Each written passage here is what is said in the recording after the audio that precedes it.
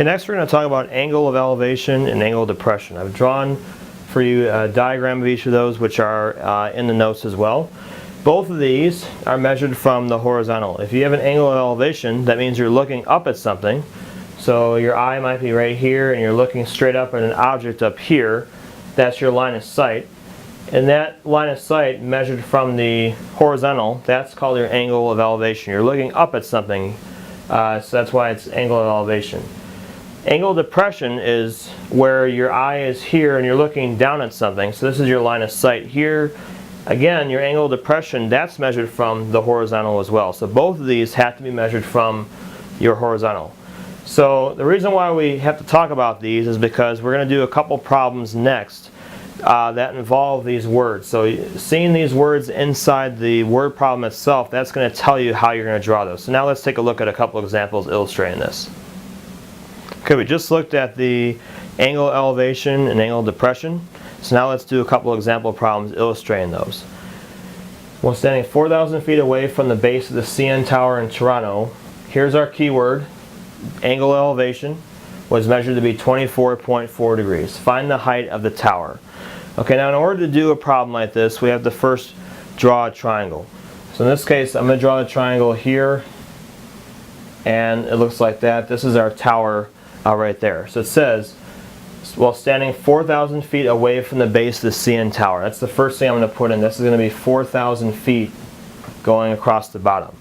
From that point right there, it says that the angle of elevation, you're looking up at something, is 24.4 degrees. So right here, I'm going to put 24.4 degrees. You're looking up at something, that's the definition for angle of elevation. We want to find the height, which I'm going to label here as x. I want to find a trig function that relates the side I'm trying to find, which is my x, to a side that's already given to us. That would be my adjacent side. So looking at my definitions, I want to find one that relates an opposite and adjacent, and one we're going to use is tangent. So the way we set this up is we're going to do tangent 24.4, that's the angle that was given. That's equal to opposite over adjacent. Opposite is x, adjacent is 400. So here's my proper formula that's set up.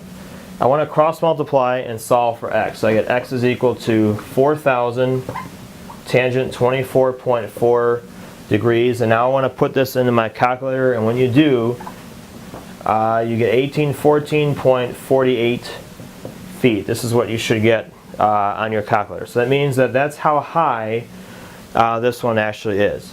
The same thing that's done here is actually done in surveying. They have machines that will calculate and tell you how high it is, but this is essentially what they're doing. They point that machine at the top of the object. They'll estimate and they'll tell you automatically how high it is. So now that we've looked at a problem that has angle of elevation, let's now look at one that has angle of depression. Okay, for the next problem we'll do, observer in a lighthouse is 66 feet above the surface of the water. Observer sees a ship and finds the angle. Okay, so here we go, angle of depression. That's one of our other keywords that we talked about previously. That is 0.7 degrees. It says estimate the distance from the ship to the base of the lighthouse. They want this in miles. So here's another one that we want to draw a correct picture for. So first we'll start with this. This is going to be 66 feet. That's the lighthouse above the surface of the water. Looking down at a ship, that's going to be right here. Now the angle of depression is 0.7. Be careful you don't make the mistake of putting 0.7 inside the triangle there. That's not correct because it has to be measured from the horizontal. So this right here is going to be 0.7 degrees. You have to measure it from the horizontal, so it's this one here, not the one inside the triangle. I want to find out how far that ship is from the base of the lighthouse, so I'm actually going to be solving for x. So there's a couple different ways that you could determine what the side is. You could complete a triangle and draw it on the outside like that, or what you can do is we can use something from geometry. We can use the idea of alternate interior angles. In geometry, if you have something drawn like this, there's a rule that says that these two angles are going to be the same alternate interior angles. So because of that, since this horizontal is parallel to this one, we can say that this angle inside here should also be 0.7 degrees. So we can now just use the original picture that we have drawn now that we've used that property. So we need to set up a trig function that relates this information.